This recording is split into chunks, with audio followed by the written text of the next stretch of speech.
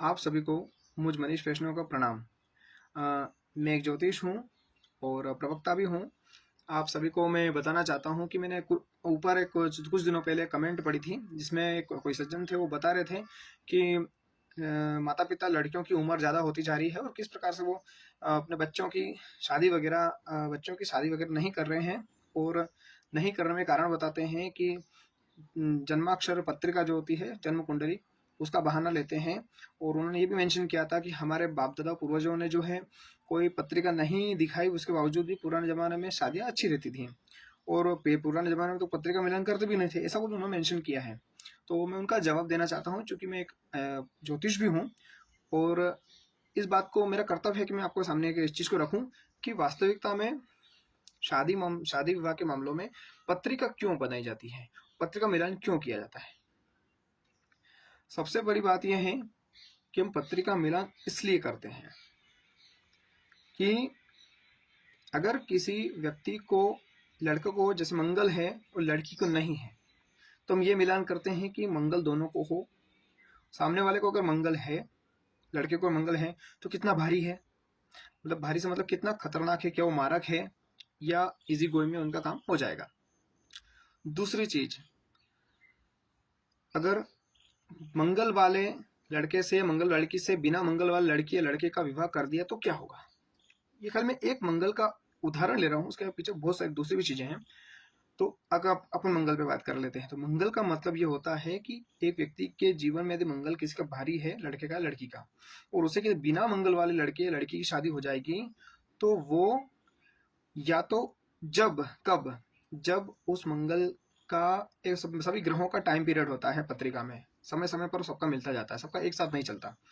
तो जब मंगल की महादशा आएगी, उसके अंदर ही मंगल की अंतरदशा या किसी मारक ग्रह की अंतरदशा प्रत्यंतर दशा आएगी, तब वह लड़का जिसके मंगल नहीं है, उससे शादी होने पर, मंगल वाले शादी होने पर उन दोनों का या तो तलाक हो जाएगा उस अवधि में, पीरियड विशेष में, या तो उन दोनों का तलाक हो जाएगा, या जो बिना मंगल वाला लड़का लड़की है उसकी मृत्यु हो सकती है, या उनका एक्सीडेंट वगैरह हो सकता है, या वो अपंग हो सकते हैं। इस प्रकार से मंगल भी 10-12 प्रकार के हैं।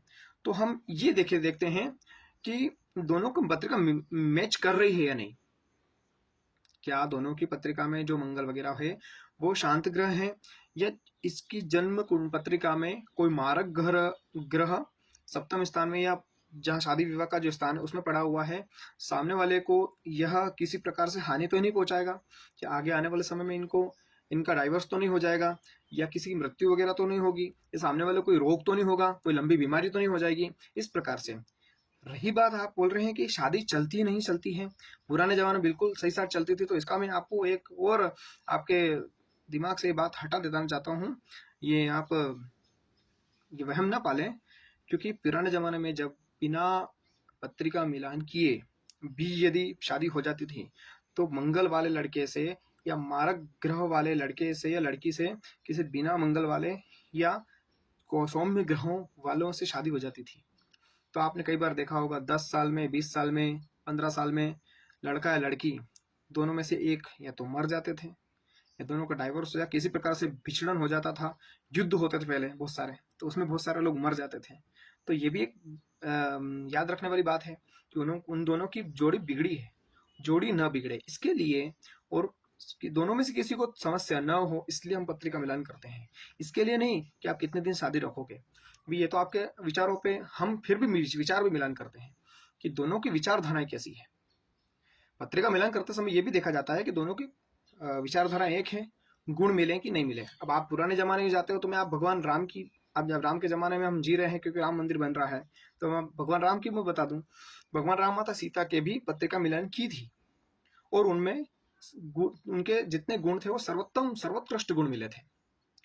जितने गुण था ना सारे मिले थे, जितने सुयोग थे सारे मिल गए थे, इसलिए उन दोनों की शादी हुई।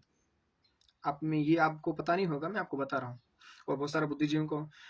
दूसरी बात, मैं आपको एक बहुत बड़ी चीज बता रहा हूँ। आप यदि पत्रिका मिलान करने जाते हैं तो इस चीज को आप नोट करके दिमाग में बिठा लीजिए। किसी पत्रिका को देखने के लिए जन्म कुंडली के कम से कम लाखों सूत्र हैं, और मुझे नहीं लगता कि जितने पंडित अभी या जितने ज्योतिष या जो भी एस्ट्रोलॉजी करते हैं या ज्योतिष करते हैं, वे सभी लाखों सूत्रों को मुंह पर ही याद रखते होंगे। कारण सभी, आप किसी व्यक्ति के पास कुंडली मिलाने जाएंगे, क्या आप उसको किसी डॉक्टर की फीस के बराबर भी पैसे देते हैं? नहीं देते हैं। फिर वो सामने वाला आपकी एक एक चीज को क्यों देखेगा? वो ऊपर ऊपर मोटे मोटे तरीके से बता देगा, पर किसी जन्म पत्रिका में आपका सब कुछ होगा, नहीं होगा, डाइवोर्स होगा, बीमारी होगी, या विछड़न होगा, या और कोई कुछ होगा, कहाँ कहाँ ट्रांसफर होगा, वो सब भी निकाला जा सकता है। किसकी विजय होगी, किसकी हार होगी, कब नहीं होगी, कब इसके सितारा बुलंद होंगे, कब इसके सितारा सो जाएंगे, ये भी निकल सकता है। पर कब? उसके लिए कितना अध्ययन चाहिए, उसके लिए गहन अध्ययन, 4-4 5-5 दिन के अगर आपकी पत्रिका लेके बैठेगा कोई व्यक्ति ज्योतिष, तब जाके निकल पाएगा। अगर कोई व्यक्ति आपके लिए 4-5 दिन लगाए, वो पूरा अध्ययन करके एक एक चीज आपको निकाले, क्योंकि वो भी पत्ते पट्टा पलटा के दिखा बेचारा देखेगा, हर एक चीज मिलान कर करके गणित ज्ञान गुणा करके देखेगा। अब उसके लिए आप उसको कितने पैसे दे देंगे? आपको इसको उसका घर तो बांध नहीं देंगे। तो इसलिए मैं आपसे ये बोलना चाहता हूँ कि जितने भी ज्योतिष वगैरह होते हैं, वो इतने सूत्रों को याद नहीं रख सकते। अगर कोई रख सकता है और किसने रखे हैं, तो मैं उसमें आपको दंडवत प्रणाम करता हूँ। परंतु आप इस बात को समझें कि अगर आप बोलते हैं कि सारे पंडित ऐसे हो गए, यदि आप ये बोलते हैं कि सारे ही ज्योतिष ऐसे ही हैं, या हम कई बार बोलते हैं सारे ही ऐसे ही हैं, तो सारे में सब आ जाते हैं, उसमें सब खराब नहीं होते, या सबकी गलतियां नहीं होती हैं। कोई एक या दो अगर मिस्टेक करते हैं तो उसकी गलती पूरे समाज पर हम नहीं थोप सकते, क्योंकि उसमें अच्छे लोगों की भी हो जाते हैं। और आप क्यों अच्छे लोगों की बुराई करके पाप के भागीदार बनते हैं? इसलिए आप ये बिल्कुल ना सोचें कि हम पत्रिका मिलान करते हैं तो इसलिए करते हैं ताकि ये जोड़ी बनी रहे, दोनों इसको निभाएंगे। हाँ, निभाते हैं, परंतु अगर नहीं निभाया तो हमारी क्या गलती? तो ज्योतिष, आप किसी ज्योतिष को इतने पैसे भी नहीं देते हैं कि मतलब किसी डॉक्टर की फीस के बराबर, क्योंकि 500-500 700 रुपए उसकी फीस होती है। पंडित जी के यहाँ पर या किसी ज्योतिष के यहाँ पर आप कितने पैसे देंगे? 200 रुपए। अधिकतर तो गली मोहल्लों में बेचारे जो पंडित जी रहते हैं वो वही देखते हैं, उनका कितने पैसे देते हैं? 50 रुपए, 51 रुपए, 100 रुपए, 200 रुपए, 500 रुपए, ज्यादा 500 रुपए है। और यदि कोई अनुष्ठान बता देता है, कोई पंडित आपको बता देता है ये अनुष्ठान कर लीजिए, अनुष्ठान कितने पैसे आप खर्च करते हैं? आप अनुष्ठान में, आप यूं तो डॉक्टर के यहाँ पर लाखों रुपए खर्च कर देते हैं इलाज के लिए ही। यदि कोई छोटे छोटे उपाय होते हैं, उपाय बताते हैं, टोटके बताते हैं गुरुजी और पंडित जी, आप कितने कितने पैसे खर्च करते हो? वो कितने 500, 1000, 1500 रुपए के होते हैं, वो भी आप खर्च नहीं करते। उसमें बस सोचते और ये भी ज्यादा का है। ऐसा अक्सर होता है समाज में। तो आप यूं लाखों रुपए आप इलाज के नाम पर दे दोगे, पर भगवान के नाम पर नहीं, क्योंकि श्रद्धा आपकी खत्म हो चुकी है। श्रद्धा को बनाए रखिए। यदि हम इस समाज में अभी जो सनातन धर्म का जो विस्तार चल रहा है, उसमें अगर हम इस प्रकार से बातें करना अच्छा नहीं है। और मैं आप सभी से अनुरोध करता हूँ कि पत्रिका यदि कोई दिखाते हैं तो उसके लिए इन फैक्टर को आप बिल्कुल ध्यान में रखें। और आगे हम इसी के साथ हम और किसी टॉपिक पे चर्चा करेंगे। आगे फिर आपसे मिलना होगा। जय सिया राम।